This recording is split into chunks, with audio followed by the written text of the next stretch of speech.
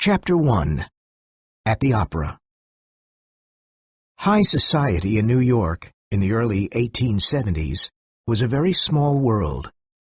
Everyone knew everyone else's business. They all went out in the evenings, dressed in their finest clothes, to attend the theater, the ballet, or the opera, to visit people and to be seen. They gossiped about upcoming marriages and recent scandals. The ladies approved or disapproved of one another's dresses and hairstyles. Hundreds of pairs of eyes watched out for something irregular, something scandalous, or ridiculous, and hundreds of tongues were ready to talk about it. One January evening, Newland Archer went to the opera. The famous soprano, Christine Nielsen, was singing in Faust at the New York Academy of Music. Everyone was there. As Madame Nielsen was singing a passionate love song, Newland looked over at Mrs. Manson Mingott's box. Mrs. Mingot herself was far too old and fat to go to the opera, but her family used the box. Tonight, her daughter Augusta Welland was there, beside her sister-in-law, Mrs. Lovell Mingott. Behind them sat a young woman in a white dress. This was Mrs. Welland's daughter, May. She was staring at the love scene on the stage. Her eyes were bright, and she was blushing, as the blonde soprano sang out, "Mama!" triumphantly. The darling, thought Newland with pride and satisfaction. She doesn't even know what it's all about. When we're married, we'll read Faust together by the Italian lakes. That afternoon, he and May had told each other their feelings. They were now engaged to be married, although they hadn't yet made a formal announcement. He was glad that May was innocent, but once they were married, he'd educate her. When she was his wife, he'd teach her to be charming and sophisticated, like the married woman who had fascinated him for 2 years. He wanted May to have all that woman's charm, but none of her weaknesses. Newland looked back at the stage, where Madame Nielsen was reaching the climax of her love song. Larry Lefferts and Sillerton Jackson were standing next to Newland. Mr. Jackson was an old society gossip. He knew the secrets and scandals of all of New York society for the past 50 years. Lefferts was an elegant young gentleman, an expert on what was appropriate and inappropriate behavior in New York high society. "How's the law, Archer?" Lefferts asked a little ironically. Newland was a lawyer in a distinguished New York law firm, but everyone knew that he didn't care much about his work. It's all right, said Newland. A little dull, but a gentleman must do something, so I go to Mr. Letterblair's office every morning. Suddenly, Lefferts, who had been looking at the people in the boxes opposite, said, "My God!" Newland saw that he was staring at Mrs. Mingott's box. Another lady had just entered it, a slim young woman wearing a band of diamonds in her dark hair and a very elegant Empire-style dress. Everyone in the opera house was looking at that dress. "Augusta Welland shouldn't have brought her here," said Lefferts. Newland said nothing, but in his heart he agreed. He was a generous young man, and he was glad that May and her family were kind to her unfortunate cousin, Countess Olenska. But being kind to her at home was one thing. Bringing her to the opera was another thing entirely. Mrs. Welland shouldn't have done it. "What happened to the Countess?" asked a young man close by. "Everyone says that she's unfortunate, but I've never heard her story." "She left her husband," replied Lefferts. "I heard her husband was horrible," said the young man, who obviously wanted to defend the lady. "Yes, he was." Lefferts agreed. The young man looked satisfied, but then Lefferts added, "She ran away with his secretary." "Oh, dear," said the young man. "It didn't last long, though," said Mr. Jackson. "Last month, she was living alone in Venice. Lovell Mingott went there and brought her home.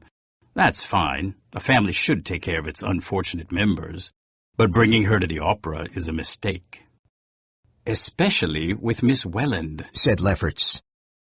Newland suddenly wanted to go to Mrs. Mingott's box to show the world that he was engaged to May, and to protect her from any difficulty she might have as a result of her cousin's scandalous reputation. He hurried through the red corridors to the other side of the opera house. When he entered the box, his eyes met May's, and he saw that she instantly understood his motive. "Do you know my niece, Countess Olenska?" asked Augusta Welland. Newland had not seen the Countess since she was little Ellen Mingott, a lively, pretty child of 9. Ellen's parents had liked traveling. When Ellen was little, they took her all over Europe. They died when she was 9, and her aunt, Mrs. Medora Manson, took care of her after that. Mrs. Manson was also a traveler. Occasionally she came back to New York with a new husband. Shortly after the death of Ellen's parents, Mrs. Manson brought her niece to New York. New York society was shocked to see that the little girl wasn't wearing black, even though her parents had died recently. Instead, she wore bright red silk and amber beads. For a few months, Newland had seen her often in the houses of her aunts, or his, but then Mrs. Medora Manson had taken her back to Europe. Nothing was heard of them for 10 years. Then there was news. Ellen had married a very rich Polish nobleman she had met at a ball in Paris. Apparently the Count had beautiful houses in Paris, Nice, and Florence. Newland sat next to the Countess. He did this so that everybody at the opera could see him. "We used to play together when we were children," said Countess Olenska. "You were a horrible boy. You kissed me once behind a door, but I was in love with your cousin, Vandy Newland, who never looked at me."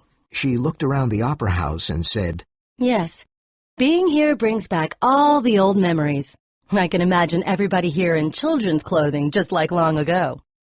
Newland was shocked by the flippant way she referred to New York high society, which, at that very moment, was judging her. "You've been away a very long time," he said. "Oh, yes," replied the lady. "Centuries and centuries, so long that I feel as if I'm dead and buried, and this dear old place is heaven." To Newland, her way of speaking seemed very strange. He didn't like her tone. It was too European, too subtle. He thanked God that he was an honest New Yorker, and that he was about to marry one of his own kind. Chapter 2. Invitations. That evening, Mr. Julius Beaufort and his wife Regina gave a ball. They had a splendid house, and their annual ball was always a great event in New York society. Regina Beaufort was from the Dallas family of South Carolina, and Mrs. Mingott was her aunt.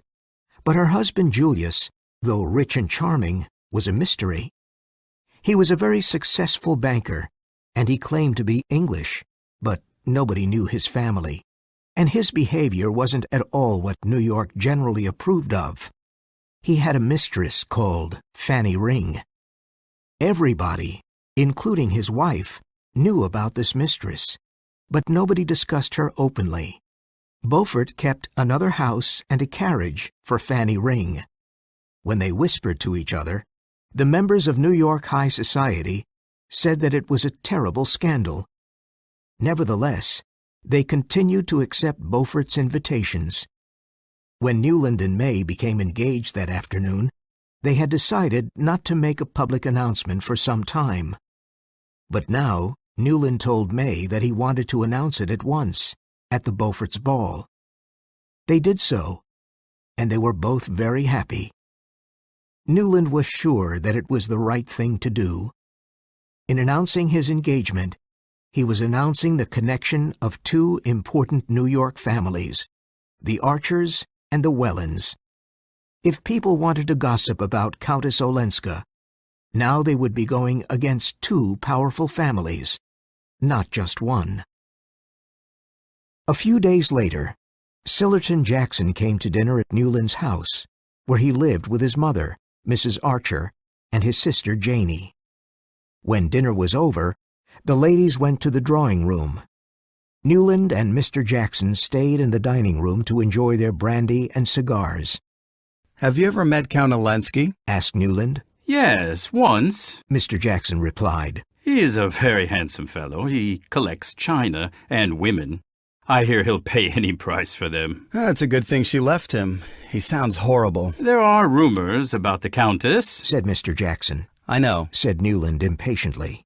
Olenski's secretary helped her to run away from him. I hear the Count was almost keeping her a prisoner in that house, while he went out and spent his time with prostitutes. I admire the secretary for helping her.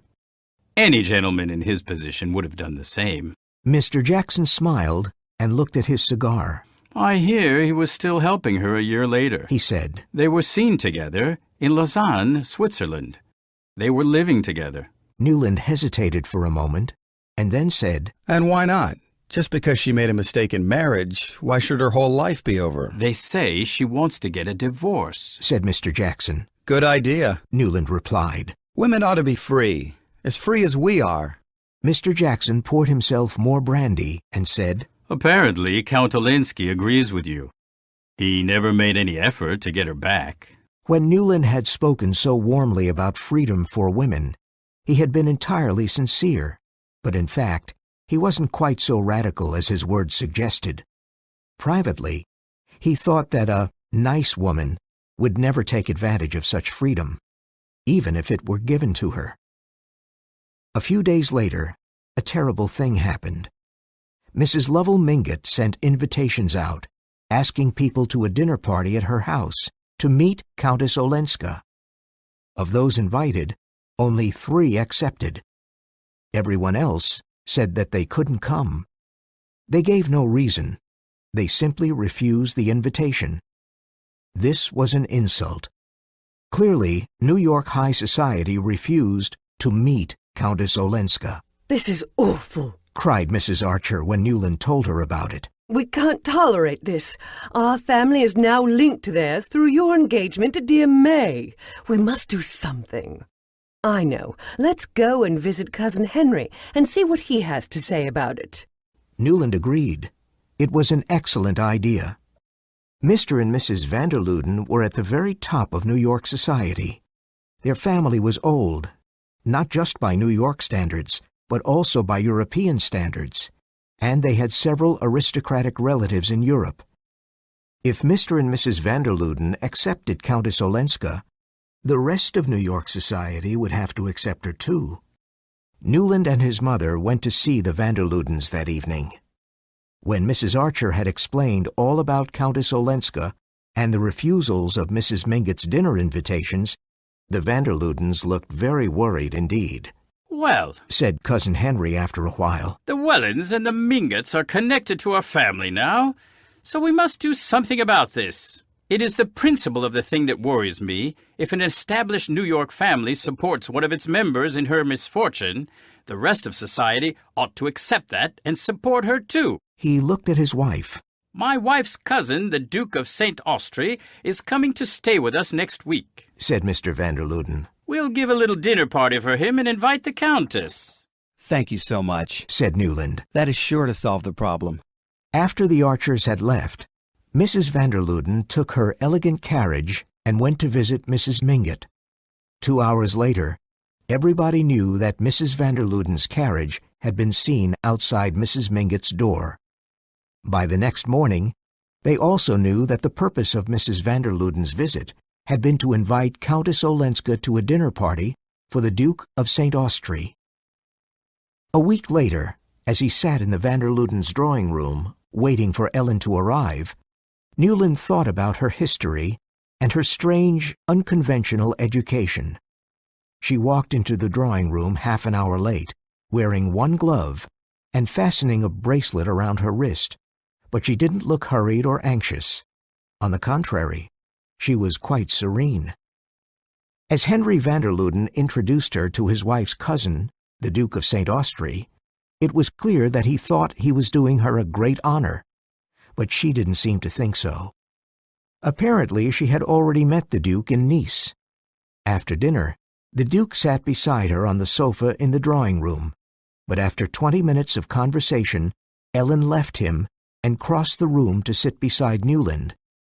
It wasn't traditional in New York for a lady to leave the company of one gentleman and seek that of another, but Ellen seemed unaware of this. You know the Duke already? Asked Newland, as she sat down beside him. Yes, he likes to gamble. He was often at our house in Nice.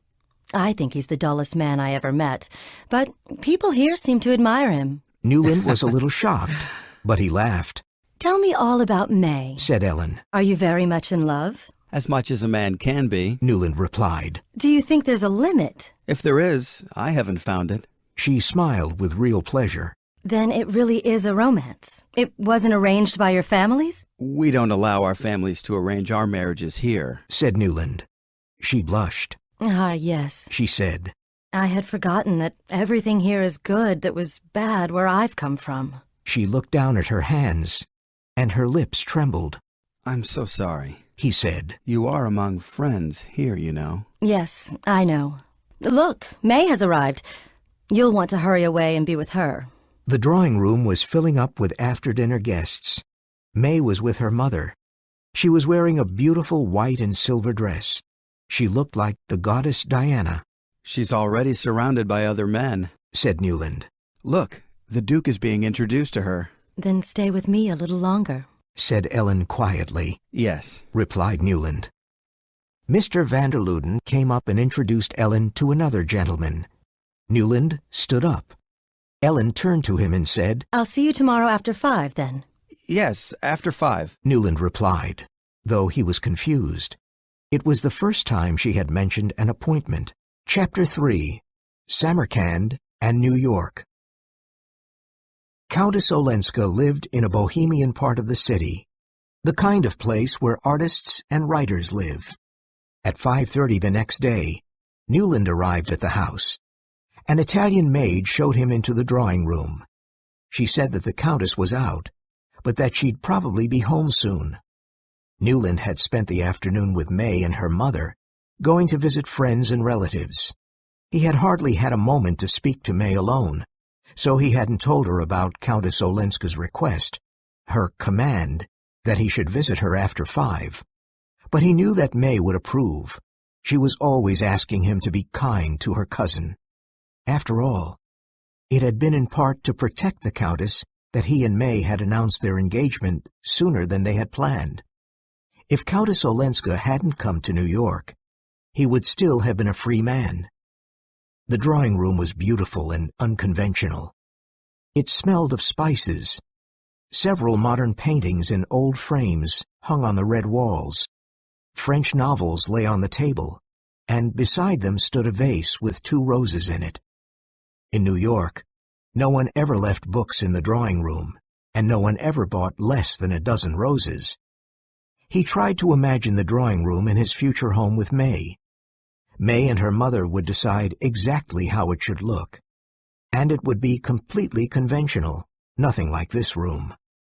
Hearing a carriage arrive at the door, he went to the window and looked out. There he saw Countess Olenska getting out of Beaufort's carriage, followed by Beaufort himself. Beaufort kissed her hand and got back into the carriage. Ah! Cried Countess Olenska, coming into the drawing room. How do you like my house? It's lovely, Said Newland. I like it. I'm glad it's here in New York, in my own country and my own town, and I'm glad I live alone in it. Do you like being alone? Asked Newland. Yes, as long as my friends visit me so that I don't feel lonely. She sat down near the fire and said, This is the time of day I like best. I was afraid you'd forgotten the time. Beaufort can be very charming. Mr. Beaufort took me to see some houses. My family don't like this one. I don't know why. The street is respectable. But it isn't fashionable, Newland replied. Is that so important? She asked with a laugh. Then she added, But I want to do what you all do. I want to feel cared for and safe. New York is terribly safe. He said ironically. Yes, I feel that. She replied. She hadn't noticed his irony. She offered him a cigarette and lit one herself. You must help me. You must tell me what I should and shouldn't do. He wanted to say, don't drive around with Beaufort. But that was New York advice, and he didn't feel as if he were in New York here. This seemed more like a drawing room in Samarkand, There are plenty of people to tell you what to do. he said. Yes, my aunts and my grandmother, they've all been so kind, but they don't want to hear anything unpleasant. I tried to talk to them, but my Aunt Augusta told me it's better not to discuss these things. Doesn't anyone here want to know the truth, Mr. Archer? I feel so lonely living among all these kind people who want me to pretend. She began to cry. Countess Olenska, Ellen, don't cry. He said, touching one of her hands. Does no one cry here either? She asked, moving her hand to wipe her tears away. Just then the Italian maid came in and announced the Duke of St. Austry. Newland rose to his feet. I'd better go, he said. Out in the street, he felt that he was in New York once more. He stopped at a florist's shop to send lilies of the valley to May. He did this every morning, but today he had forgotten. Looking round the shop, he saw a vase full of yellow roses. He asked the florist to send them to Countess Olenska's address. He didn't sign the card. The next day, Newland went to see May. Thank you for my lilies of the valley. They smell so lovely. It's so good of you to remember to send them every day. They were late yesterday, said Newland. I didn't have time to send them in the morning. I sent your cousin some yellow roses at the same time. I hope that was the right thing to do. How kind of you. She had lunch with us today, but she didn't mention the roses. She said she'd received flowers from Mr. Beaufort and from Mr. Vanderluden. She seemed so pleased. Newland was annoyed that his own flowers had not been mentioned, even though he had failed to sign the card. Impulsively, he said, May, let's get married sooner than we planned. Why wait? Well, it's usual to wait a little while. Most New York couples are engaged for a year or two. Why can't we be different? Oh, Newland, I love you so much. You're so original. Original? he cried. On the contrary, we're all like paper dolls, exactly the same. We do the same things, we say the same things. He had an irritating sense that May was playing the part of a young woman in love, saying all the things such young women were supposed to say. Mother wouldn't like it if we were different, said May. She looked a little bored and irritated, but then she smiled and said, Oh, did I tell you? I showed my engagement ring to Ellen. She thinks it's the most beautiful ring she's ever seen. She says there's nothing like it in Paris. I do love you, Newland, for being so artistic. Chapter 4. Marriage is Marriage. 2 weeks later at the office, Newland was summoned by the head of the firm, Mr. Letterblair, who said to him, Mrs. Manson Mingott sent for me yesterday. She says her granddaughter, Countess Olenska, wants to divorce her husband. Mrs. Mingott gave me all the relevant papers and asked me to act for the family. She made it quite clear that the family don't want a divorce. It'd be a terrible scandal. I want you to go to the Countess and persuade her not to ask for a divorce. Can't someone else do it? asked Newland. The fact that I'm engaged to her cousin makes it rather difficult for me. It is precisely because you're engaged to her cousin that we're asking you to do it. Mrs. Mingott asked for you. It is a very private matter, and nobody else in the firm knows about it. Please take these papers and read them. Perhaps divorce is the best thing in this case. I can't promise to persuade the Countess not to divorce her husband unless I'm convinced that it's the right thing to do. I don't understand you, Archer, said Mr. Letterblair. You're going to marry into her family. Do you want that family to be the subject of scandal? No, of course not. But what I want is irrelevant. The Countess is here. The Count is in Europe. The Atlantic is between them. The Count has already given her some of her money back. He won't give any more. Why should he? The marriage agreement doesn't require him to do so, even in the case of divorce. Besides, they say she doesn't care about the money. If that is the case, she should just let things remain as they are. Reluctantly, Newland took the papers to his office and read them. The last was a letter from the Count in which he threatened to create a scandal over the Countess's relationship with his secretary if she insisted upon a divorce. It was a very nasty letter. Newland felt a sudden compassion for the Countess. The older ladies in New York society were very severe in their judgment of any woman who had a relationship outside marriage. They spoke of that kind of woman and showed no pity to her. They always pitied the man. They considered him a foolish creature who couldn't resist that kind of woman. The man was always the poor victim who had to be saved. Newland had never really questioned these beliefs, but now he suspected that in Europe things were less simple. There, he thought, it was possible for a good woman, an honest, sensitive woman, to fall into a relationship like that, just because she was lonely and desperate. The next day he went to see the Countess. As he entered the drawing-room, Newland was unpleasantly surprised to see Julius Beaufort standing by the fire. Why are you going to the Vanderludens again? Beaufort was asking the Countess as Newland came in. The Countess turned to Newland and offered him her hand. Beaufort nodded at him and continued talking to the Countess. You'll be bored to death there. Come to dinner with me instead. I've planned a dinner for you at Delmonico's. I want to invite all the artists to meet you. Said the Countess. That does tempt me. I haven't met any artists since I've been here. I know some painters, said Newland. I'll introduce them to you if you like. Painters? Are there any painters in New York? Asked Beaufort with an ironic smile. Thank you, said the Countess to Newland. But I meant dramatic artists, singers, actors, and musicians. My husband's house was always full of them.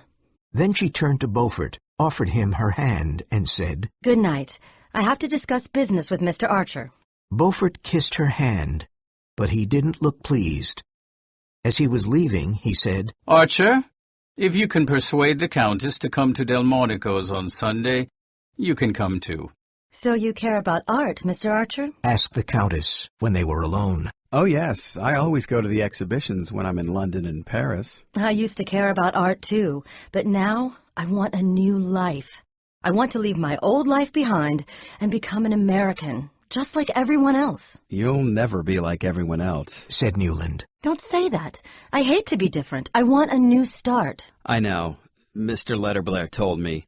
In fact, he asked me to come see you. That's why I'm here. Said the Countess with a smile. You mean I can talk to you? You'll help me? Yes. Have you read the papers? Do you know about my life with my husband? Yes, said Newland, blushing. Then you agree with me that I should get a divorce? Well, I'm not sure. Your family don't want a divorce, and they've sent me, or rather my partner, Mr. Letterblair, has sent me, to explain to you their point of view. Have you read my husband's letter? Yes. And isn't it horrible? Newland looked down. Yes. I'm a Protestant, said the Countess. Our church doesn't forbid divorce in such cases. But, said Newland, in his letter the Count threatens to cause a scandal if you insist upon divorce. What harm could that do me here? Asked the Countess. I'm afraid it could do you more harm here than anywhere. You see, New York society's a very small world, ruled by people with rather conventional ideas. Yes, she replied, and her lips trembled a little as she spoke. That's what my family tell me. And do you agree with them? He stood up and walked to the fireplace. Staring into the fire, he said, It's my business to explain how your family see these things. The Mingotts, the Wellens, the Vanderludens, all your friends and relations. Tell me what you think. Sincerely. She said. Well, what would you gain from a divorce? He said, looking into the fire. My freedom! Is that nothing? He thought perhaps she wanted a divorce so that she could marry the secretary, and this thought made him angry. But you're free now, aren't you? He replied impatiently. Is it worthwhile to make a scandal that will upset all your family and friends? No, she said, and her voice sounded sad. She stood up quickly, as if to indicate that their talk was over. All right, she said. I'll do as you say. I won't ask for a divorce. Newland blushed and took both her hands in his. I do want to help you, he said. I know. You do help me. Good night, she replied. He bent his head, kissed her hands, and left her. The Count has written to her, said Mrs. Mingott. He has asked her to go back. He has offered to give her back a lot of the money he received when they were married. Lovell and Augusta think she should go back, and I agree with them. Newland was sitting with her in her drawing room drinking tea. I'd rather see her dead, He said. Would you? The old lady replied. But here, you see, my granddaughter is at risk. A woman alone is always at risk. In Europe she has everything she could desire. Jewels, fur coats, splendid houses, the company of artists and intellectuals. Marriage is still marriage, Mr. Archer, and my granddaughter is still a wife. Chapter 5. The Wedding. In March, May went to St. Augustine in Florida with her parents for a month. Newland went down to see her. He returned 2 days later and went straight to Countess Olenska. I went to St. Augustine to ask May to marry me after Easter, instead of waiting for another year, but she wouldn't agree. Why not? Asked the Countess, lighting a cigarette. She wants to give me time. For what? She thinks my impatience is a bad sign. She thinks I want to marry her soon to get away from someone else I love more. She wants to give you time to give her up for another woman? That's very noble of her. Yes, but it's ridiculous. Why? Because you don't love anyone else? Because I don't plan to marry anyone else, said Newland. Ah. There was a long silence. And is there another woman? Yes, May's right. There is someone else. He put his hand on hers. She stood up quickly and walked to the other side of the room. Don't do that, she cried. Newland stood up. I'll never do anything to offend you, he said. But you're the woman I would have married if it had been possible for either of us. Possible for either of us? She cried in amazement. But you're the one who made it impossible. You made me give up the idea of getting a divorce. You told me to save my family from scandal, and because my family was soon to be your family, for May's sake and for yours, I did what you told me to do. I thought, began Newland. I thought you were afraid of the scandal if the accusations in your husband's letter were made public. I had nothing to fear from that letter. All I feared was bringing scandal on the family, on you and May. Good God, he cried, putting his face in his hands. Then he heard her crying by the fire. He went over to her and said, Ellen, I'm still free, and you can get a divorce. We can be happy. He took her in his arms and kissed her wet face. No, we can't, she said. You're engaged to May, and I'm married. How can I marry May after this? He cried. You must. You don't understand how you've changed things for me. I didn't realize that people disapproved of me. I didn't know that they all refused Granny's invitation to a dinner to meet me. Later, one day when she was angry with me, Granny told me everything. She said that you went to the Vanderludens and asked them to invite me to dinner. She told me that you and May announced your engagement early so that I would have the protection of 2 families, not just one. I hadn't understood anything. Everyone seemed so kind, but no one was as kind as you. You explained to me why it was bad to ask for a divorce, and you were right. You showed me that it is wrong to find happiness by making other people suffer. As she spoke, he sat beside her, looking at the tip of her satin shoe sticking out from under her dress. Suddenly he fell to his knees on the floor and kissed the shoe. I don't want to go back to my old way of thinking, she said. Don't you see? I can't love you unless I give you up. Newland replied bitterly. And Beaufort? Is he going to replace me? He expected her to be angry, but she just went a little paler. No, she said. Why not? Cried Newland. You say that you're lonely. I won't be lonely anymore, she said. Now that I know you love me. Just then, the maid came in and handed a telegram to Ellen. She opened it, read it, and handed it to Newland. It was from St. Augustine. Papa and Mama have agreed that Newland and I can marry after Easter. I'm sending a telegram to Newland now. I'm so happy. Love, May. Newland and May were married the first Saturday after Easter. As he went through the ceremony and received everyone's congratulations, Newland felt cold and empty. They went on their honeymoon to all the usual destinations: London, Paris, Florence, Rome. Every hour of every day he was with May, listening to her innocent chatter. Often she irritated him. Her ideas were so conventional that, away from New York, she seemed narrow-minded and dull. They went home in July. There, Newland felt more at ease with May. She was one of the prettiest and most popular young wives in New York, and he was proud of her. A year passed. Newland now thought of his passion for Ellen as a moment of madness. How could he ever have thought of marrying her? It was ridiculous. Now she lived on in his memory only as a strange, eccentric fascination. In August, New York's best families went to Newport. Newland and May were no exception.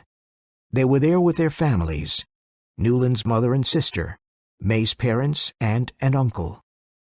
One day, they went to visit May's grandmother, Mrs. Manson Mingott. She had just arrived from the city and was staying in her house by the sea. They found her sitting in a garden chair beneath a big tree. Newland and May sat beside her, and Mrs. Mingott rang the bell for tea. "How nice to see you, Newland," cried the old lady. "Will you be here for the whole month of August?" May will. Newland replied. I must return to the city for business reasons from time to time. "Ah, business. Many husbands find it impossible to join their wives here, except at the weekends. Marriage is one long sacrifice, as I often say to Ellen." Newland's heart seemed to stop at the mention of her name. "Julius Beaufort is here now, but poor Regina has had to spend most of the month here alone. Julius's business keeps him in the city most of the time." Here Mrs. Mingott raised an ironic eyebrow, because everyone knew that the business that kept Beaufort in the city was a lady named Fanny Ring. "From what I hear," continued Mrs. Mingott, "his business isn't going very well. Apparently he invested in railways and lost a lot of money. That doesn't stop him spending money here, though. He came this morning to see Ellen, and he was telling me all about his new racehorses." Is Ellen here? asked May. Newland didn't breathe as he waited for the reply. "Well, actually, she's staying with the Blankers in Portsmouth, but she has come to see me for the day," said Mrs. Mingott. Then she cried out, "Ellen! Ellen!" The maid came out of the house and said, The Countess has gone for a walk by the sea, madam. "Newland, will you go and find her?" asked Mrs. Mingott. Certainly.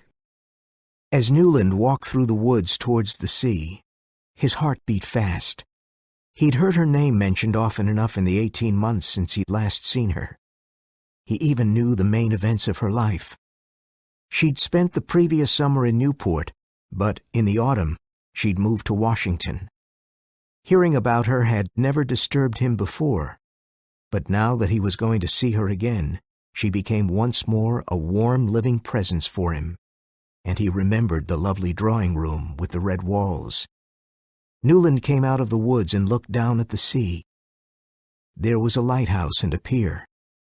The sun was sinking, and the whole scene was bathed in golden light. Ellen stood on the pier, looking out to sea. Beyond her, a sailboat was crossing the bay. Newland thought, if she turns round before the sailboat passes behind the lighthouse, I'll go to her. He watched her intently, but she didn't move. She stood perfectly still, looking out to sea. He waited until the boat was well past the lighthouse. Then he turned and walked back to the house. As he and May drove away from Mrs. Mingott's, May said, I'm sorry that Ellen wasn't there. She doesn't seem to care about her old friends anymore. I suppose she moved to Washington because New York bores her. And now, instead of staying with Granny in Newport, she's staying with the Blankers in Portsmouth. Perhaps, after all, Ellen would be happier with her husband. I've never heard you say anything cruel before, replied Newland. Why cruel? Asked May in surprise. Life with her husband was hell. Do you think she'd be happier in hell? Well, she shouldn't have married a foreigner then, said May. Chapter 6. Boston. Mrs. Archer said they'd all been invited by Professor and Mrs. Emerson Sillerton to a party for the Blankers. It's a terrible bore, of course, but the Sillertons are related to Sillerton Jackson, so I suppose at least some of us will have to go. I'll go with Mother, said May. I'm afraid I can't go, said Newland.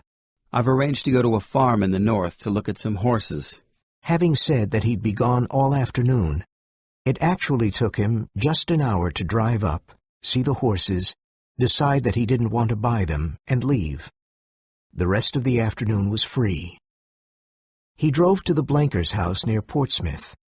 He told himself that he didn't want to see Ellen, but he had a strong desire to see the house she was living in. He'd go there and look at the place. Then later he'd be able to imagine her eating breakfast there, or walking in the garden. If he could do that, perhaps the world around him would feel less empty. The Blankers' house was a big old place. All the windows were open, but it was completely silent. Everyone had gone to the party. As Newland walked through the garden, he saw something pink. Someone had left a pink parasol on the wall. Newland felt absolutely certain that it was Ellen's. He picked up the parasol and put its handle to his lips. Just then he heard the sound of someone approaching, a woman in a rustling silk dress. He didn't look up. He had always known that this might happen. "Oh, Mr. Archer!" cried a loud young voice.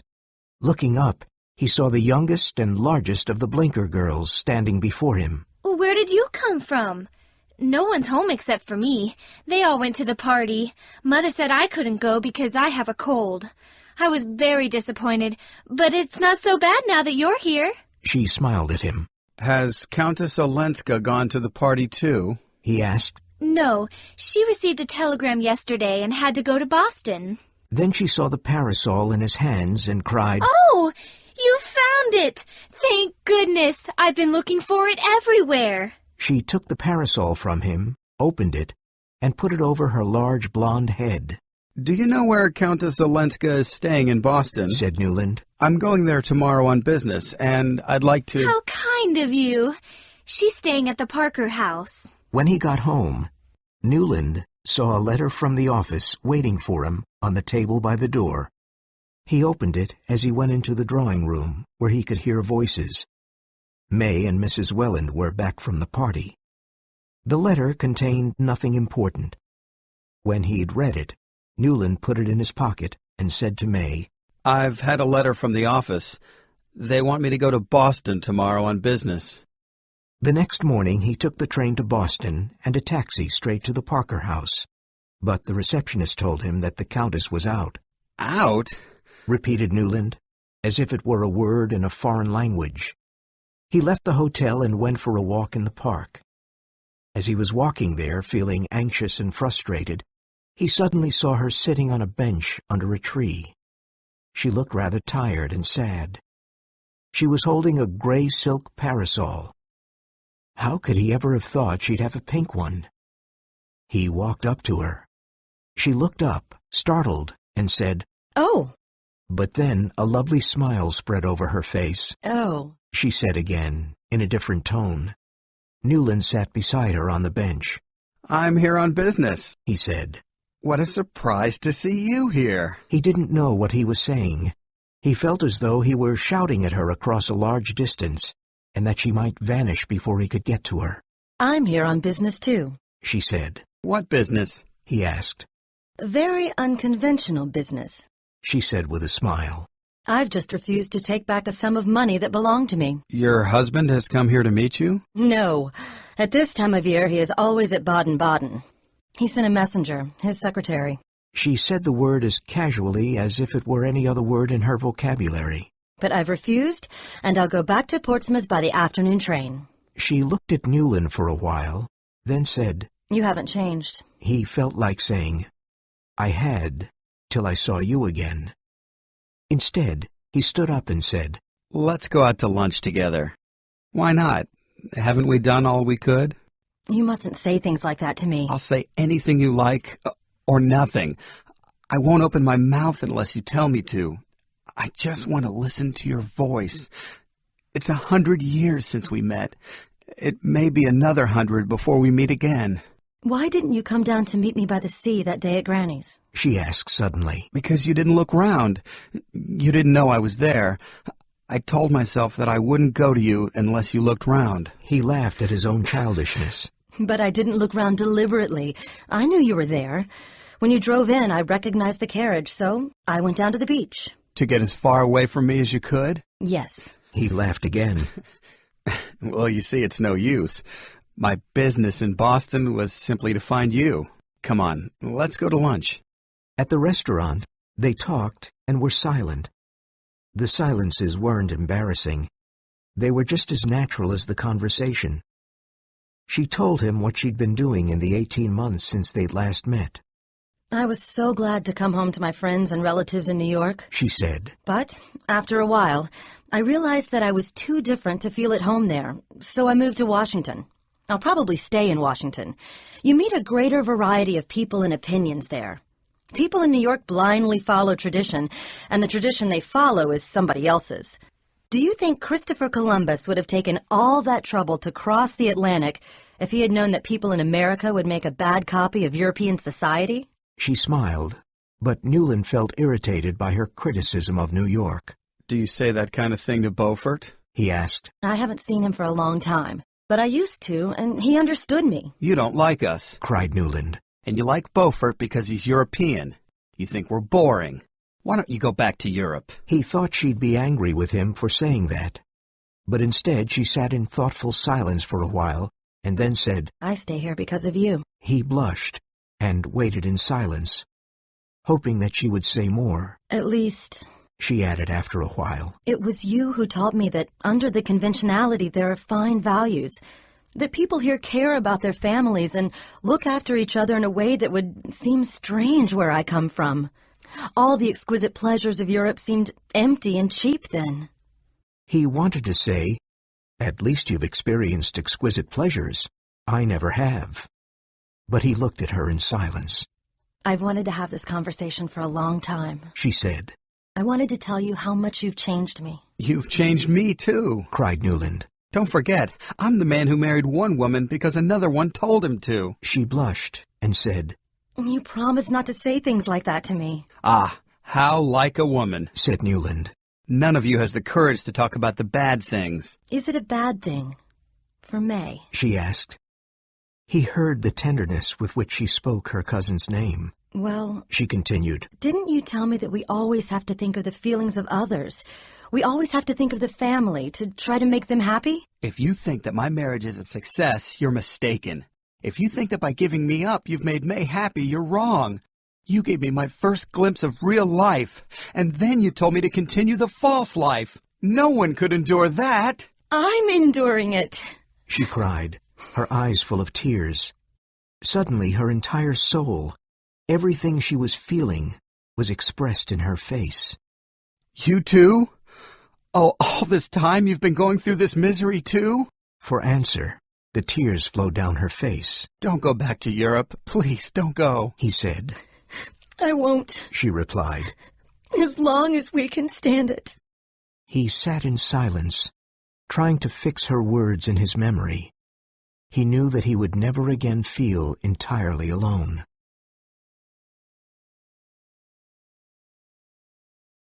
Chapter 7. Beaufort's Disgrace. 4 months passed, and Newland didn't see Ellen again. She went back to Washington, and he went back to his false, empty life. One evening, he and May went to dinner at his mother's house with Sillerton Jackson. When the ladies had left them to their brandy and cigars, Mr. Jackson said, It looks as though Beaufort will go bankrupt. If that happens, it'll be a big scandal. He didn't spend all that money on Regina. Well, everyone knows that, replied Newland impatiently. It's a pity that Countess Olenska didn't accept her husband's offer. Why do you think it's a pity? Well, what's she going to live on now? If Beaufort... Newland leapt to his feet and banged his fist on the table. What the devil do you mean, sir? He cried indignantly. Mr. Jackson smoked his cigar and looked serenely at the young man's angry face. At length he said with a smile, Well, she hasn't got much money, and what she did have was invested with Beaufort. So I could ask you, my dear boy, what do you mean by asking me what I mean? You know perfectly well that what you said seemed to suggest... Yes, but I'm not the only one who's suggesting it. Larry Lefferts told me, and he isn't the only one talking about them either. Newland was afraid of having shown too much to this observant old man. I think it's time we joined the ladies, he said. Newland decided to go to Washington to visit Ellen. He could wait no longer. He had to see her. He told May that he had business in Washington and would be gone for several days. He made arrangements to leave on Tuesday. Early on Sunday morning, however, Mrs. Manson Mingott had a stroke. On Saturday evening, Regina Beaufort had come to visit her. She'd begged Mrs. Mingott to lend Beaufort the money he needed to avoid bankruptcy. She'd insisted that the whole family's honor depended on this. I'm a Dallas, Regina had cried to her aunt. No, Regina, The old lady had replied. Your husband has ruined himself and hundreds of innocent people who trusted him with their money. He has brought shame on anyone associated with him. You were a Beaufort when he covered you in diamonds, and you're still a Beaufort now that he has covered you in shame. At 3 a.m, Mrs. Mingott had called her maid. The maid found her sitting up in bed, unable to speak properly or to move her left arm. She sent a messenger to the doctor's house and to the houses of Mrs. Welland and Mr. Lovell Mingott, the old lady's children. The rest of the family arrived at 6 and went in to see her one by one. They were relieved to see that she was a little better. She could speak clearly now. When Mr. Lovell Mingott came out of his mother's room, he said, She said she'll never speak to Regina Beaufort again. She also says we must send a telegram to Ellen, telling her to come here immediately. The whole family was rather shocked by this last bit of news. They felt offended that their own presence wasn't comfort enough. Obviously, the old lady cared for no one but Ellen. They were also alarmed. Clearly, if the old lady asked for Ellen, she must be very ill indeed. She must be afraid of dying. Why else would she command Ellen to come to New York? May thought perhaps her grandmother wanted to try one last time to persuade Ellen to return to her husband. Newland listened to these discussions in silence. Will you go to the post office, Newland, and send the telegram? Asked May. Of course. Newland replied. As he walked to the post office, Newland saw Beaufort's disgrace announced on every newsstand. The whole of New York was shocked at his dishonor, and fashionable young gentlemen were gossiping about it on every corner. The next day, a telegram arrived in reply to the one Newland had sent. It said that Countess Olenska would arrive at Jersey City Station on Tuesday evening. Somebody must meet her. It's 2 hours' drive from Jersey City. We can't let her come back to New York on her own, said Mrs. Welland. Lovell and I must be here with Mother, and Mr. Welland isn't well enough to go. I'll go, said Newland. But, Newland, cried May. You will be in Washington then. You told me you were leaving on Tuesday morning for a business meeting. It's been canceled, said Newland. So I can go and meet Countess Olenska. It's no trouble at all. Really? Said May in amazement. What a coincidence. She looked at him, and her eyes at that moment seemed so blue that Newland wondered if there were tears in them. Oh, thank you so much, Newland, said Mrs. Welland, and May looked down. Chapter 8. Snow. It was a dark, snowy afternoon. When Ellen got off the train, Newland was startled by her pale face. She looked at him in surprise. Come, he said. I have a carriage waiting. He hurried her into the carriage and sat down beside her. He told her all about her grandmother's illness and Beaufort's ruin. Poor Regina, she said softly. Were you surprised to see me at the station? He asked then. Yes. She replied with a smile. So was I, said Newland. When I saw you, I was surprised. I hardly remembered you. Hardly remembered me? She repeated in amazement. I mean, how can I say it? Each time I see you, you happen to me all over again. Oh, yes, I know. she said. Is it the same for you? He asked. Yes. She said, looking out of the window. Ellen, Helen, Ellen. She didn't reply, so he sat in silence, watching her profile against the snowy window. The precious moments were slipping away, and he'd forgotten everything he'd planned to say to her. What a pretty carriage, she said after a while. Is it May's? Yes. Did May send you to meet me? How kind of her. With a jolt, the carriage went over a bump in the road, and she was thrown against him.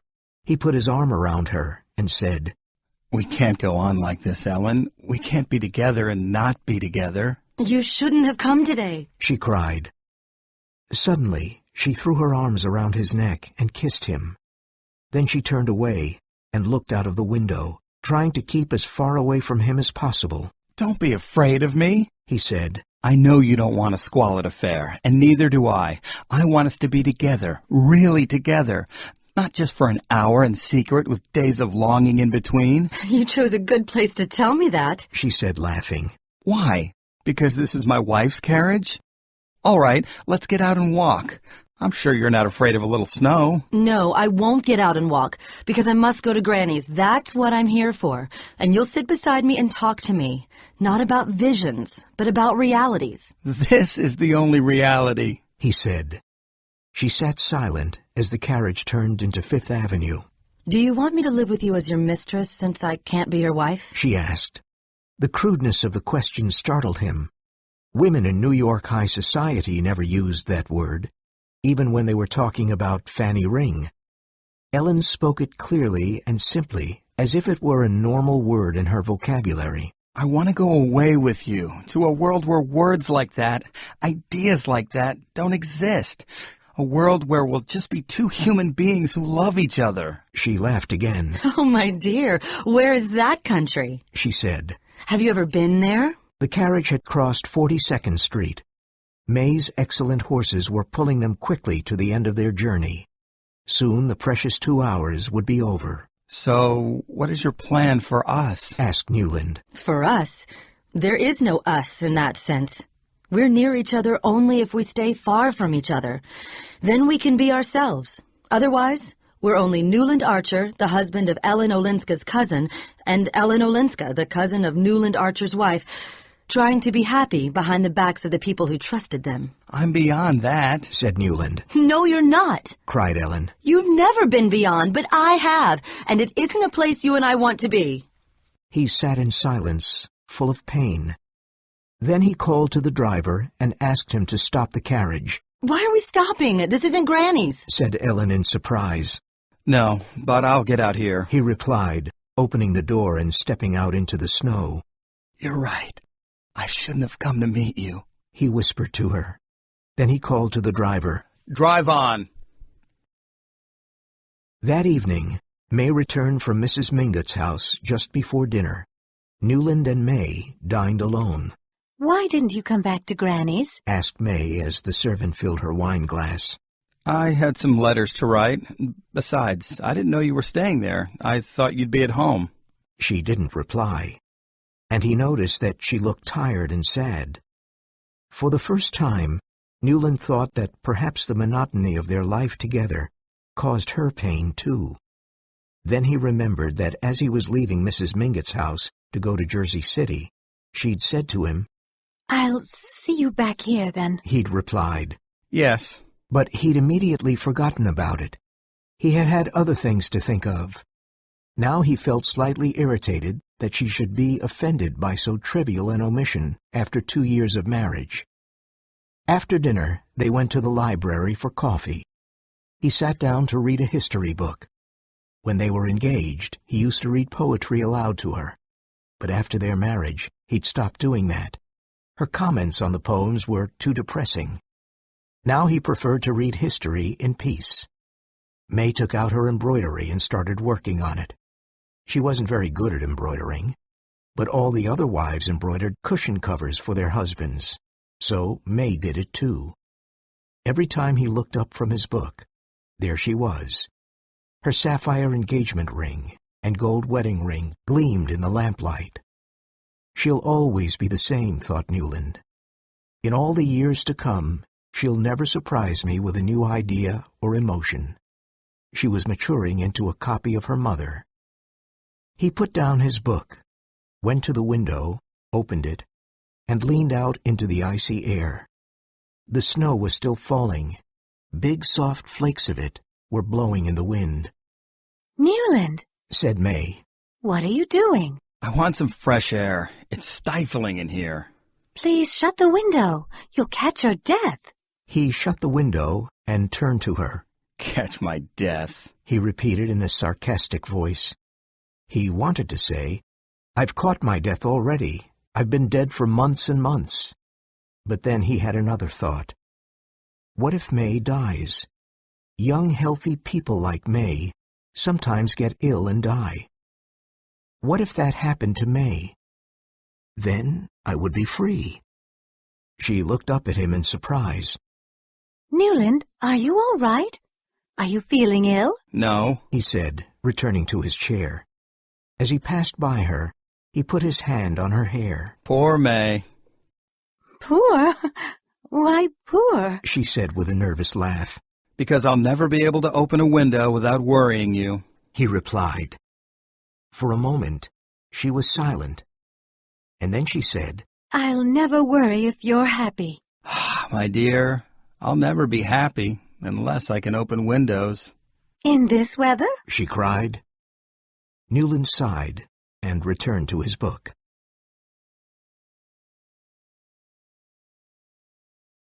Chapter 9. Decisions. 6 or 7 days passed. Newland didn't see Ellen, and no one in the family mentioned her name in his presence. He didn't mind. He could wait. That night, when he'd leaned out of the window in the icy cold, he'd made a decision. When Ellen left New York, he would leave with her. He would go with her to Washington or somewhere else if she agreed. Japan, for instance. They could go to Japan. For days he'd been thinking about this plan. Then one day May told him that Mrs. Mingott wanted to see him. There was nothing strange about the request. She was getting better, and Newland was her favorite grandson-in-law. It was natural that she would ask to see him. Standing outside Mrs. Mingott's door, Newland felt his heart beating fast. In another minute, he would see Ellen. He would speak to her. He would ask her when she was going back to Washington. The maid answered the door and took him into Mrs. Mingott's room. He looked around for Ellen, but she was nowhere to be seen. The old woman sat in an enormous armchair by her bed. She was pale, and there were dark shadows under her eyes. But she was much better than she'd been that first morning after the stroke. She cried out in delight when she saw him. Oh, hello, my dear. Am I terribly ugly? You're prettier than ever, replied Newland, laughing and taking her hand. She laughed too and said, But not as pretty as Ellen. That day she came from Jersey City, she looked very pretty. I thought perhaps you told her so, and that's why she made you walk home in the snow. She was still laughing, so he laughed too, waiting for the joke to be over. It's a pity she didn't marry you, said Mrs. Mingott suddenly. Then I wouldn't have had all this worry about Elensky. Newland wondered if her illness had affected her brain. Anyway, it's all over now. She's agreed to stay here with me. You know, they all tried to persuade me to cut off her allowance so that she would have to go back to her husband. Yes, they did, especially after that secretary came with the Count's new offer. It was a very generous offer, and I thought, money is money, and marriage is marriage. But when I saw her, I thought, oh, you sweet bird, we can't put you back in that cage again. I decided then that I wouldn't force her to go back. Now she has agreed to stay and take care of her granny. And of course, I've told Letterblair that she must have her proper allowance. As Newland listened, his heart beat fast. At first he felt confused and perplexed. He'd made a decision, and now everything was changed. Then slowly he realized that this change made things easier. If Ellen had agreed to come and live with her grandmother, surely it meant that she now understood that they couldn't live apart anymore. This was her answer to what he'd said to her in the carriage. She wouldn't take the extreme step of running away to live with him, but she would come back to New York so that they could see each other more frequently. He'd been ready to risk everything to be with her, but that was no longer necessary. The family are still opposed to it, Mrs. Mingott continued. They still want her to go back to her husband, and they say that I'm too old and too ill to make a proper decision about it. You'll have to help me, Newland. Why me? Asked Newland. Why not? The old lady looked at him with her quick, intelligent eyes. I'm too insignificant. They won't listen to me. You're Letterblair's partner. You must persuade Letterblair to persuade them. I'll try my best. Good.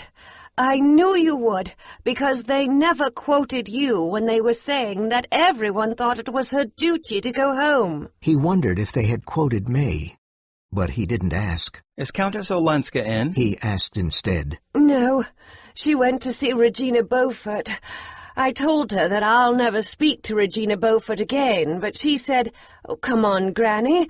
She's your niece, and she's a very unhappy woman." Well, then I said, "And she's the wife of a very bad man." And Ellen replied, "So am I, and my family want me to go back to him." Well, I didn't know what to say to that, so I lent her my carriage and let her go. I have to go now, said Newland. He kissed the old lady's hand, which was still in his. "Whose hand do you imagine you're kissing?" cried Mrs. Mingott, laughing at him. "Your wife's, I hope." He left Mrs. Mingott's house and walked quickly to the Beauforts on Fifth Avenue. He remembered the house blazing with lights on the night of the Beauforts' ball, when he and May had announced their engagement. Now it looked dead. There was only one lighted window. Some people were saying that Beaufort had left New York with Fanny Ring, but that seemed improbable. Mrs. Mingott's carriage was waiting outside the door. Newland felt full of admiration for Ellen. She alone had rushed to Regina's side to show her solidarity and affection for her cousin in troubled times. Suddenly the front door opened, and she came out. She turned and said something to someone inside the house. Then she descended the steps. Ellen, he said in a low voice. She stopped in surprise. He noticed two men walking along the other side of the street. They passed under a street lamp, and he saw they were Larry Lefferts and Sillerton Jackson. They looked over at Newland and Ellen with interest. Tomorrow I must see you somewhere where we can be alone, he whispered. She laughed. In New York? There's the art museum in the park, he said. I'll wait for you at the door at 2:30. She turned away without answering and got into the carriage. The next day they met at the museum. Why have you come back to New York? He asked. Because I thought at Granny's house I would be safer, she said. Safer from me? She looked down at her hands and didn't reply. Safer from loving me? He asked. He saw that her eyes were full of tears. Safer from doing irreparable harm, she cried. Let's not be like the others. She meant all the people in New York society who had affairs and lived a life of lies with their husbands and wives. She didn't want to be like those people, and neither did he. But something made him say, What others? I'm no different from anyone else. I have the same desires. She blushed and looked at him. Shall I come to you once, then go home? She asked in a clear, low voice. Oh, my dearest, he said. But then he hesitated. What do you mean by go home? Home to my husband. No, of course you can't go home. Well, I can't stay here and lie to people who have been good to me. Newland looked at her in despair. It would be easy to say, yes, come once. He was sure that he would be able to persuade her later not to go back to her husband. But he couldn't deceive her. He wanted to be as honest as she was. That's why I want you to come away with me, he said. What we're trying to do is impossible. She stood up and said, I must go. He held her wrist. The thought of losing her was unbearable. Well then, come to me once. He said. For a moment, they looked at each other like enemies. Send me a note saying where and when. She said. Will you come to me tomorrow? She hesitated. The day after. She said finally. Her face was very pale, but full of love.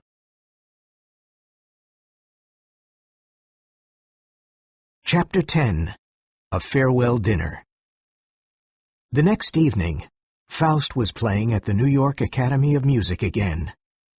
Everything was as it had been 2 years before, on the evening that he and May had announced their engagement. Newland stood in the box rented by his gentlemen's club, with Mr. Jackson and Lefferts. May was in her grandmother's box with her mother and aunt. The large blonde soprano on stage sang out, "Mama!" triumphantly. Newland looked at May. He had a strong desire to tell her the truth and ask for the freedom he had once refused when she offered it to him in St. Augustine. He ran through the red corridor to Mrs. Mingott's box. Entering quietly, he leaned close to May and said, I have a terrible headache. Will you come home with me? May whispered to her mother, who nodded sympathetically, and in 15 minutes they were at home in the library. Newland lit a cigarette. I want to tell you something, May, Yes, dear? said May, sitting down. It's time I told you something about myself. He began. Countess Olenska. Oh, why should we talk about Ellen tonight? Said May impatiently. I know I've been unfair to her. You've understood her better than most people. You've always been kind to her. But it doesn't matter now, does it? Now that it's all over? What do you mean? Asked Newland. Well, she's going back to Europe soon, and Granny approves of the idea and has given her enough money to be independent of her husband. I thought you knew. I thought they would have told you at the office. She blushed and looked down. How do you know? Newland asked, at last. Ellen and I had a long talk yesterday evening when I was at Granny's house. She was so kind to me. I think she understands everything. Then, this afternoon, she sent me a note. She has gone back to Washington to pack her things. She says she is going to sail from New York for Europe in 10 days. She's going to live in Paris. You know, Newland, we haven't given a big dinner party yet. Let's give one for Ellen before she leaves. The dinner was very formal and elegant. Lamplight shone on the ladies' bare shoulders and on their red and blue and gold silk dresses. The gentlemen wore elegant black jackets with white flowers. There were 5 vases full of orchids on the long dining table. 9 days had passed since Ellen had returned to Washington, and Newland had heard nothing from her. Now she was back in New York, and the next day she would sail for Europe, but she wasn't going back to her husband. Therefore, he could follow her. And if he did that, he was sure she wouldn't send him away. This thought gave him the strength to get through the dinner party. As the guest of honor, Ellen sat on Newland's right at dinner. Her face looked pale and tired, almost ugly, and he had never loved it so much. He looked down at her hands. All the beauty that seemed to have deserted her face was there in her hands, her long pale fingers and slender wrists. He thought to himself, I would follow her just for the chance of seeing her hands again. Now that she was leaving, everyone was affectionate. People kept mentioning her name, referring to her as Ellen and the dear Countess, as though they had never gossiped about her, never thought her life was scandalous, never said she should go back to her husband. Newland looked at them. His eyes went from one well-fed face to another. And suddenly he realized that for months, all these people had believed that he and Ellen were lovers. And now they were glad, because they had succeeded in separating the lovers. It was New York's way of doing things, without scenes, without scandal. They had all come this evening to support May, and May understood this. She too believed that Newland and Ellen were lovers. She too approved of this way of avoiding unpleasant scenes. Ellen would go back to Europe, and everything would return to normal. Mrs. Vanderluden sat on Newland's left. She, Mrs. Welland, and Sillerton Jackson were discussing Beaufort and Regina. They were merciless. "They're doing this," thought Newland, "to show me what would happen to me if I offended them." He laughed out loud. Do you think it's funny? Asked Mrs. Vanderluden indignantly. Well, I suppose Regina's idea of staying in New York has its ridiculous side. And she continued talking to the others. Newland suddenly realized that he had said nothing to Ellen since the dinner began. He had to speak to her, to have a polite conversation. "How was your journey from Washington?" he asked. She looked at him, and her eyes said clearly, "Oh yes, let's play our parts well." It was fine, she replied. but the train was very hot. "You won't have that problem in France," he said. "I remember one train ride from Calais to Paris. I've never been so cold in my life." She laughed. "But no matter how uncomfortable it is, travel has its advantages," said Newland, raising his voice to address Larry Lefferts on the other side of Ellen. "You get away, you see something new. I'm planning to do some traveling myself soon. Hey, Larry, let's take a trip around the world starting next month." I can't go next month, replied Lefferts. There's the charity ball for the blind. I can't miss that. At this point, the ladies went to the drawing room. The gentlemen lit their cigars and returned to their conversation about Beaufort. All the old values are changing now, said Lefferts. In a few years, we'll all be marrying our children to Beaufort's bastards. Oh, dear, cried Sillerton Jackson. What a terrible thing to say. Henry Vanderluden sat at the end of the table with an expression of sadness and disgust upon his face. 2 hours later, everyone left. Suddenly, Newland was by the front door, and Ellen was in front of him, offering him her hand. "Goodbye," he said. "I'll see you in Paris." He spoke in a loud voice. He wanted everyone to hear. Oh, she replied. I would be so happy if you and May could visit me there. Then she was gone. He walked up the stairs slowly and went into the library. He lit a cigarette and stood gazing into the fire. May came in and sat down in the big armchair beside him. Well, I think that was a great success, don't you? She said brightly. Do you mind if I stay here with you and talk about the party? "All right." He sat down in the armchair opposite her. "There's something I'd like to discuss with you first. You see, I'm tired, May. Very, very tired." Oh, my dear, I thought so. You've been working too hard. "Perhaps. Anyway, I need a break." You mean from the law? You want to give up the law? "I want to go away, to travel for a while, to get away from everything." Where to? asked May. "Oh, I don't know. India or Japan." But I'm afraid you can't do that, my dear. said May gently. Not unless you take me with you, and I don't think the doctor would let me go. She came over and put her arms around him. She was blushing, and there were tears in her eyes. I found out this morning that I'm expecting a baby. "Oh, my dear," said Newland. He stood up and embraced her. She was warm and trembling in his arms. "Have you told anyone else?" Only Mama and your mother. She replied.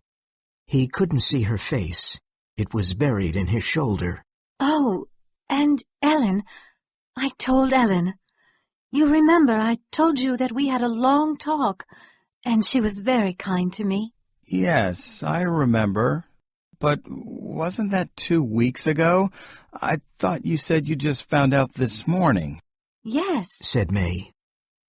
it's true. I wasn't sure about it then, but I told her I was. And you see, I was right. She raised her head and looked at him, her blue eyes wet with victory. Chapter 11. Paris. Almost 26 years later, Newland Archer stood in his library looking at the fire. His hair was now gray. This room had seen the most important moments of his family life. Here, his wife had told him that she was expecting their first child. their eldest son, Dallas. Here Dallas had been christened by the old friend, the Bishop of New York, because he was too delicate to be taken to church. Here their second child, Mary, who looked very like her mother, but was not as pretty, had announced her engagement to a boring and reliable young man from an old New York family. Here he and May had always discussed their children's futures. Mary had a passion for sports. Dallas was artistic and had finally found work in the office of an important New York architect. For the past 6 months, Dallas had been engaged to Fanny Beaufort. Lefferts had been right. Fanny was the illegitimate daughter of Julius Beaufort and Fanny Ring, but no one seemed to mind about that now. She was a delightful young woman, and Newland was glad to welcome her into the family. Perhaps May might not have approved, but she had died 2 years before, so her approval wasn't necessary. But above all, it was in that library that his friend Theodore Roosevelt, who was then governor of New York, had said to Newland, "You're the kind of man this country needs, if we're ever going to solve its problems." Newland had tried to be elected to public office, but without success. However, he continued his useful work for the city of New York and its people. For many years, for every public, artistic, or philanthropic project, people always wanted Newland's opinion. This was a big change for a man of his generation. Newland had escaped from the narrow world of old New York, when men thought about nothing except sport, money-making, and society.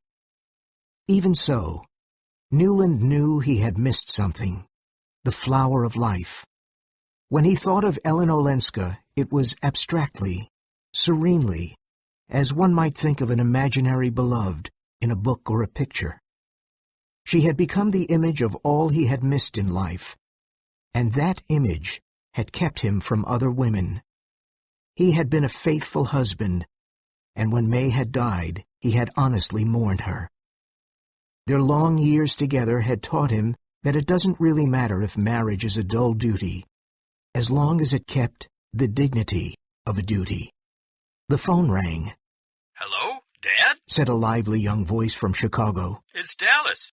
Listen, I'm leaving for Paris on Wednesday, and I want you to come with me.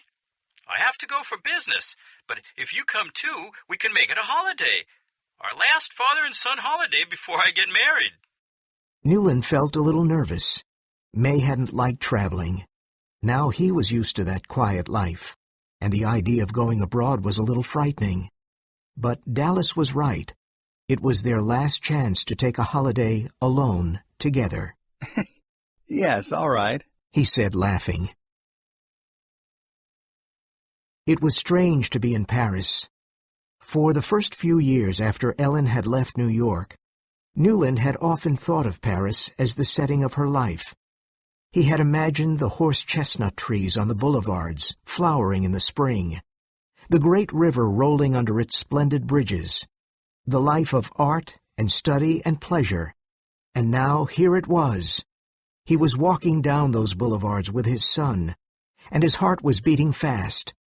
Looking at Dallas, he wondered if his son's heart beat like that in the presence of Fanny Beaufort. He thought probably not. Can your heart beat fast for something that is permitted? He remembered the calm way Dallas had announced his engagement, absolutely sure that no one would object. The difference between his generation and mine, Newland thought, is that they assume they will get everything they want, whereas we almost always assume that we would not. "Isn't this lovely, Dad?" said Dallas, putting his hand on his father's shoulder as they walked along. "We've had the whole day to ourselves, but now we must hurry. We're going to visit Countess Olenska at 5:30. Fanny made me promise to visit her. She said the Countess was so kind to her when she was in Paris." Newland stared at him in amazement. You told her I was here? "Of course. Why not? Tell me, what was she like?" Newland blushed and was silent under his son's curious gaze. "Come on, Dad. You and she were great friends, weren't you? They say she was really lovely." Lovely? said Newland. I don't know. She was different. Ah, yes, that's how I feel about Fanny. What do you mean? asked Newland. Oh, Dad, you're so old-fashioned. Don't be so prehistoric. Why can't we talk about it? Didn't you once feel about her just like I feel about Fanny? She was the woman you really loved. I know. Mother told me the day before she died. She said she knew we would be safe with you because once, when she'd asked you to, you'd given up the thing you most wanted. Newland walked on in silence. Then he said, She never asked me. No, I forgot. You never did ask each other anything, did you? Or tell each other anything. You just sat and watched each other and tried to guess what the other was thinking. You're not angry with me, are you, Dad? No, of course not. And it was true. He wasn't angry with Dallas for saying those things. It was a relief to know that someone had guessed and pitied him, and it was terribly moving to know that it had been his wife. And he wasn't angry that Dallas had arranged for them to go and visit Countess Olenska. She had never returned to her husband, and when he had died some years earlier, she hadn't changed her way of life. There was nothing now to keep them apart. After all, I'm only 57, he thought. They walked to the quiet square where Countess Olenska lived. The early evening light was golden. For 30 years, her life, of which he knew so little, had been lived in this golden light. Her life must have been full of interests, art, conversation, people, which he could hardly understand. Here it is, said Dallas, stopping in front of a modern building. She lives on the top floor. Come on, it's almost time. I think I'll sit here for a while, said Newland. He sat down on a bench under a flowering horse-chestnut tree. Why? Are you ill? No, I'm fine. But please, go up without me. You mean you'll come up later? I don't know, replied Newland slowly. If you don't, she won't understand. Go on. I'll follow you. Dallas stared at him.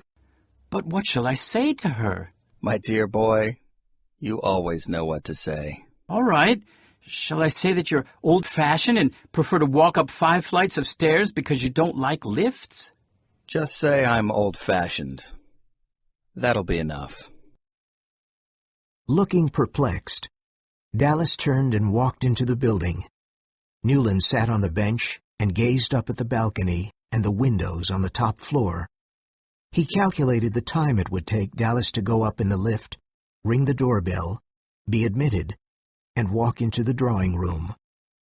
He wondered if it was true, as people said, that Dallas took after him. He tried to imagine the people in the drawing room. 6 was the hour for visiting. He was sure there would be more than one person there.